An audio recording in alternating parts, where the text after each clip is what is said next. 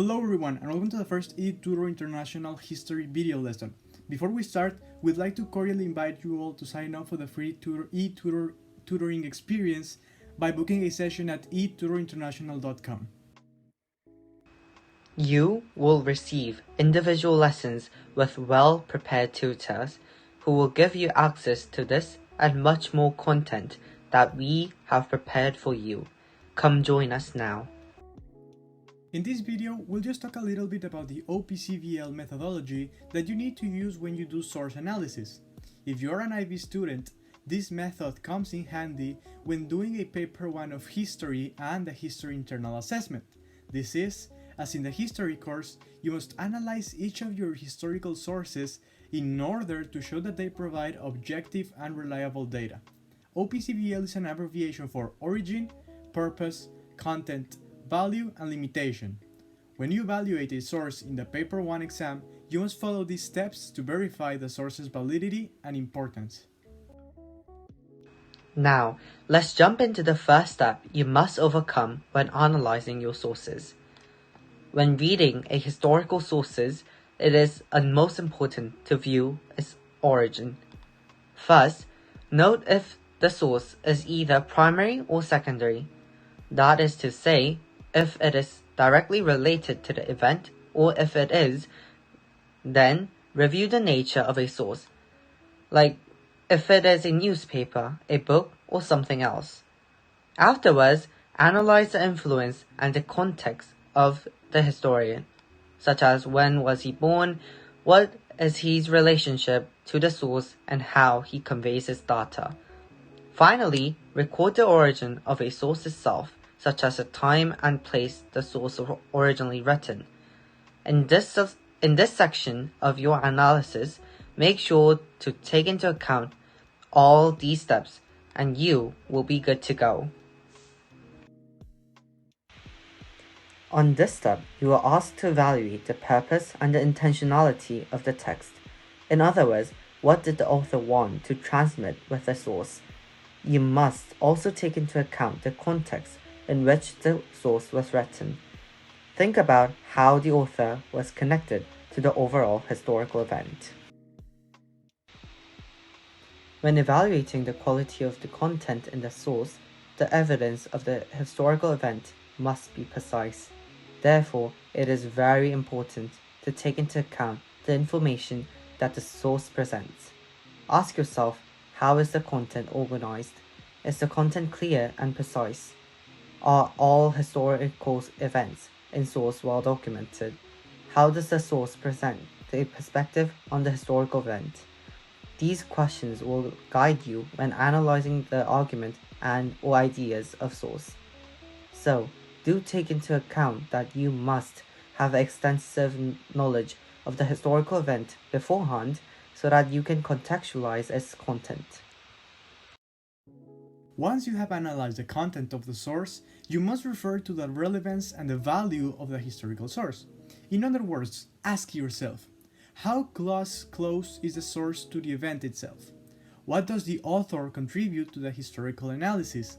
And is all the information of the source congruent with all the information of the historical event? In a few words, in the step of value, you must analyze whether the author has an appropriate amount of evidence to back up his analysis, or if the analysis is biased and it doesn't have enough information to back up its data. Finally, you must evaluate the limitations of the source. The limitations of a historical source are mostly related to the lack of objectivity that the source has. In this step, you must evaluate whether the source has been distorted by the author for personal reasons and if it has rather a subjective analysis. When analyzing a source's limitations, some questions you may ask yourself are: is the information objectively analyzed? Or is the author only showing a personal or emotional view? Is the source private or public? Does it seem to be propaganda? Or does the author have some kind of personal gain when publishing the source? Finally, what is the relationship between the author and the historical event? These questions will guide you into knowing whether the source has some sort of limitations which avoid the source of being completely objective. Now, before this video ends, I would like to give you some magical trick that may apply to every relevant sources that you will get in paper 1. Take a look at the chart. To begin with, I will start off from a cartoons and paintings. Let's start with value. As you can see, you could generally always say that it can inform public's opinion as the cartoonist often responds to popular viewpoints at that time period. Moving on to the limitation, one evident one can be that it can be censored and therefore does not reflect the public's opinion. Not only that, it can contain some stereotypes and exaggerated content from the cartoonist viewpoint.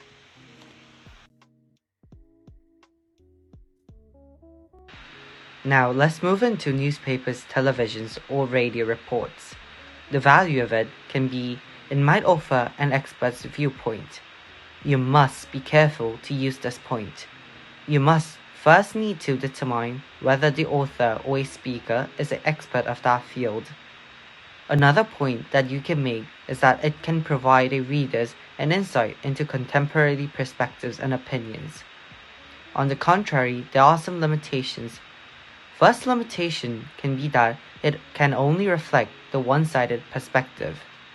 Another limitation that you could say is that, similarly with cartoons, it can be censored by the governments. I'll now move into another type of source, memoirs. Memoirs can often be tricky to actually find the OPCVLs. Now, here are the tricks that you could use almost all the time. To begin with the value, it can offer insight into personal views, and it may show how the individuals wants his or hers motivations or actions to be displayed and viewed by the public. As always, memoirs also contain some limitations. One evident limitation is that it might be written because the author or speaker wants to highlight the strength of himself or herself, or even to justify their action. Now, let's also see how private letters and diaries are analyzed. Usually, these sources are personal and not public at the time of writing. This is why these sources can offer valuable insights into a personal view and a relationship it has to a historical event. They can also indicate motives for public actions or opinions. On the other hand, the main limitations of these sources are that they are mostly only given an individual opinion, which of course may change due to later events or may give a view not held in public, which in turn might finally not be so objective, of course. And as for novels and poems, their main value relies on that they could inform contemporary opinion and that they might offer insight into emotional responses and motives behind certain people's actions. However, their main limitations are that they could provide a non-popular opinion. They could also exaggerate the importance of an event, or they could even have a political agenda. So, when analyzing any literary source, keep this in mind, please. Finally, for government records and documents, as well as some speeches, the main value these sources provide is that they show an authority's position on an issue, so they can sometimes offer insights into the reasons for the decisions they made. They can also show a well-informed analysis or what the public has been told about the issue by an authority. Now, its main limitations rely on the fact that they don't often offer insight into the results or consequences of a specific policy or decision. They can also be used to keep sensitive information classified for many years.